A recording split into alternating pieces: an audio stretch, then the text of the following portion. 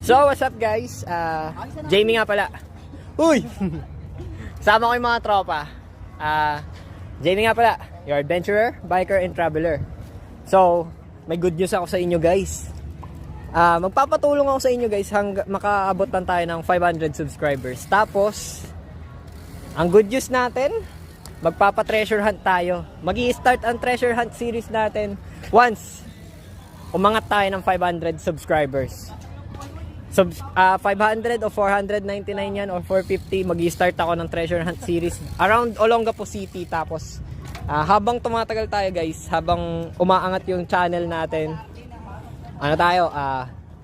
punta tayo ibang lugar, magpapagawa na ako ng stickers. Tapos ayun nga, pag napagawa ko na yung stickers, na kami ng budget, papa treasure hunt kami.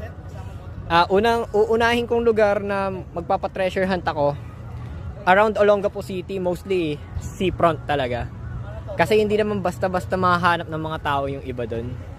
Pero sa totoo lang, easy challenge lang to guys. Kasi habang tumatagal yung channel natin, habang umaangat tayo, padami ng padami yung ano natin. Boy, ang ganda ng motor niya boy oh. Zontes 400 G.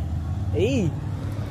So yun nga guys, isa lang masasabi ko sa inyo guys, pag umangat na yung channel natin, susunod na rin yung ano natin, after ng treasure hunt series, magkakaroon tayo ng motovlog series.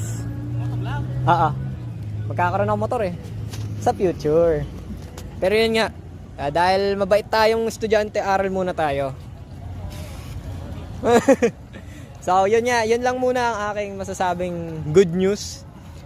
Bad news natin ngayon, medyo konti pa tayong mga viewers ko, mostly kasi ang mga nagbe-view sa akin mostly puro lalaki. Sa mga girls naman, wala mang problema kung manood kayo kasi sa totoo lang, adventure to. Sa mga adventurous dyan, minsan try nyo rin sa comfort zone nyo. Tulad ko, ako minsan nasa comfort zone ako, kaya ako lumalabas magta-travel or mag-vlog kasi nga mostly kasama ko mga tropa ko. Tapos yun nga, nakaka-relax. Ay, sama ko yung mga tropa ko, Rod. Ay. Hey. Bon! Ay, ilan na ako. Sira ulo ka So, yun lang. Salamat sa, guys. Thank you, bye-bye. Gawin ko kaya pangalan ko yung Doc Mega. Tas